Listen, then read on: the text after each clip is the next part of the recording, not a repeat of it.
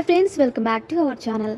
ఈరోజు మీరు చూడబోయే ఈ వీడియోలో క్రోధినామ మే 2 నెలలో వృషభ రాశి వారి జీవితంలో జరగబోయే విషయాల గురించి, అలాగే ఈ రాశి వారు ఈ సమయంలో చేయవలసిన దేవతారాధన ఏమిటి అనే విషయాల గురించి ఇప్పుడు మనం తెలుసుకుందాం. కృతికా నక్షత్రం 2, 3, 4 పాదాల్లో జన్మించిన వారు, అలాగే రోహిణి 1, 2, 3, 4 పాదాల్లో జన్మించిన వారు, మరియు మృగశిర నక్షత్రం 1, 2 పాదాల్లో జన్మించిన వారు వృషభ రాశికి చెందుతారు. ఈ రాశి జ్యోతిష చక్రంలో 2వ రాశి. ఈ రాశి యొక్క అధిపతి శుక్రుడు. అలాగే ఈ సంవత్సరంలో వృషభ రాశి వారి జాతకం జన్మస్థానంలో గురుగ్రహం సంచరిస్తుంది. అలాగే స్పష్టం స్థానంలో కేతువు మరియు దశమ స్థానంలో శని భగవానుడు, అలాగే లాభస్థానంలో రాహువు సంచరిస్తున్నాడు. ఈ యొక్క గ్రహస్థితి ఆధారంగా వృషభ రాశి వారికి ఈ సంవత్సరం ఏప్రిల్ మరియు మే 2 నెలల్లో ఆదాయానికి మించి ఖర్చులు ఎక్కువగా ఉండడం వల్ల ఈ సమయంలో ఆర్థిక పరంగా కొన్ని ఇబ్బందులు ఎదుర్కోవాల్సి వస్తుంది. అందువల్ల ఈ రాశి వారికి ఈ సమయంలో అనవసరమైన ఖర్చులను తగ్గించుకోవడం మంచిది.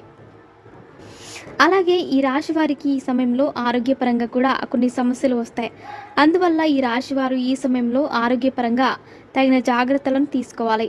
అలాగే వృషభ రాశి వారికి దశమ స్థానంలో శని భగవానుడు సంచరిస్తున్న కారణం ఈ రాశి గల ఉద్యోగస్తులకు ఈ సమయంలో ప్రమోషన్స్ వస్తాయి. అలాగే వీరు కోరుకున్న ప్రదేశానికి మీ ఉద్యోగం ట్రాన్స్ఫర్ కూడా అవుతుంది.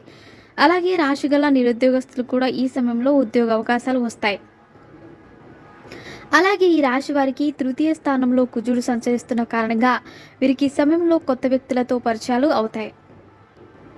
కానీ వారి కారణంగా మీ జీవితంలో సమస్యలు వచ్చే అవకాశాలు ఎక్కువగా ఉన్నాయి. అందువల్ల మీరు అటువంటి వారికి దూరంగా ఉండడం మంచిది.